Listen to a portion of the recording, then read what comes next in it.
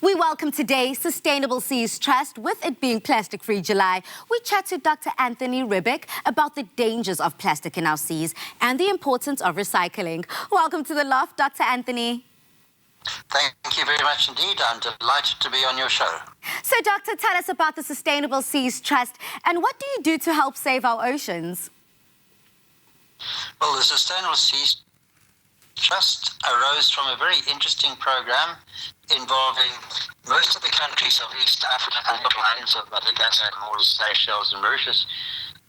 And the communities there and the people there wanted to have some sort of long-term sustainability to help their communities not only sustain the environment, but to sustain themselves. And so our catchphrase is sustainability and poverty alleviation through education. So education is core to what we do. Doctor, what are the most common plastic items that are found clogging up our oceans?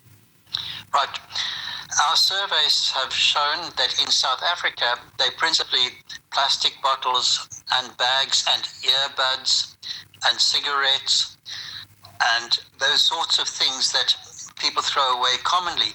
But this changes in different places and different times. But the most common things are actually broken down pieces of plastic, because while plastic doesn't necessarily disappear entirely, it breaks up.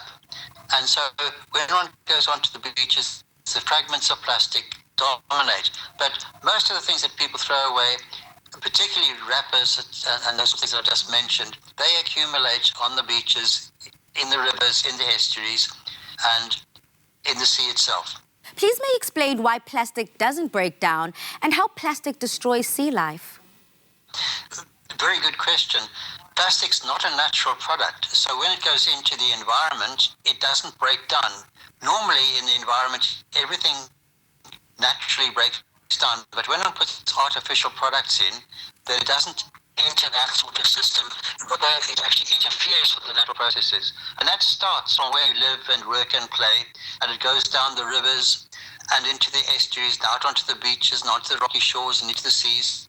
And it affects not only the environment itself, but the animals and plants in that environment. So it has an artificial impact on all of natural life. Once it's in the sea, it can actually last for enormously long periods of time. And there it does a lot of damage. And amongst the worst of those is something called ghost gear that's discarded or lost nets and things which float around in the ocean for long periods of time and can catch animals. They continue to fish, which is why they're called ghost gear. They continue to fish even though they're not actually being used by the fishermen themselves. And then things like plastic bags and line and various other bits of plastic can entangle animals. But also, as everybody knows these days, plastics are mistaken for food by these animals, and they can congest the digestive systems. They can be fed to their babies, whether it's birds or other things. And so the plastics themselves can actually kill the animals through starvation, clogging the gut. So they are really a very negative component of the oceans at the moment. And these are the things that we hate to see, Doctor. Now, what can we do to be more plastic aware? Well, I think the first thing to do is to realize that plastics are actually a wonderful product. They're part of every aspect of our life, incredibly convenient to us, and they really make our lives wonderful. But it's after they've been used, they're mismanaged. And so what we really need to do is to make sure that we use them and then we manage them properly afterwards. And we need to look at plastics as a valuable resource and not as waste. And that means we've got to put them back into the economy, which of course often means recycling. So if we can use plastics as a valuable resource, recycle them and prevent them from going into the environment, then we will make a really big difference. Doctor, let's dive more into that a little bit deeper. I know the truth is, and the reality is, a lot of South Africans aren't aware of how to go about recycling. We do know the challenges, but I don't even know if there's a drop-off point in my area. How do I go about doing this? Well, people themselves don't recycle. What they do is they sort the the materials at home or in their office or in their schools or universities so that they actually go in a sorted manner to the proper recyclers. If you don't know where the recycling point is, then why bother to sort your plastics? Because if you then sort them and put them onto the wrong place, or they get picked up and taken to the landfill, you've actually wasted your time. So what we've been doing is we've recognized that there is a problem there. We are mapping now the different points we started in the Eastern Cape, and we're looking elsewhere as well to actually identify where these drop-off points are.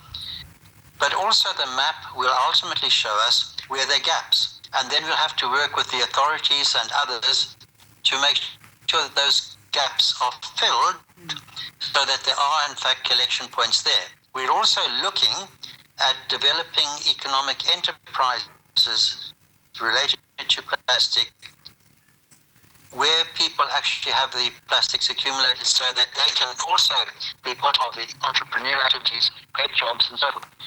We started by looking at what is happening in many other countries overseas to see how we can adapt those to South African conditions. Doctor, how does saving and preserving our oceans help us? Well, I think that what we've really got to recognize is that one of the most important life support systems that we as humans have is probably the oceans, because the oceans actually are the major system that helps us manage global warming. So basically, to answer your question, and that is that the continued survival of humans on this planet depends upon us caring for the oceans. Thank you so much for bringing us down to earth and reminding us about the realities that we face if we do not take heed of this warning and we don't make the change and act immediately. Thank you so much also, Doctor, once again for delivering this very important message and all the work that you do through the Sustainable Seas Trust. Goodbye. Bye, and thank you very much indeed. Now let's all work together in lowering our plastic waste and recycling. Check out your nearest drop-off locations on Sustainable Seas Trust websites and do your bit in preserving our oceans and sea life. Reduce, reuse and recycle.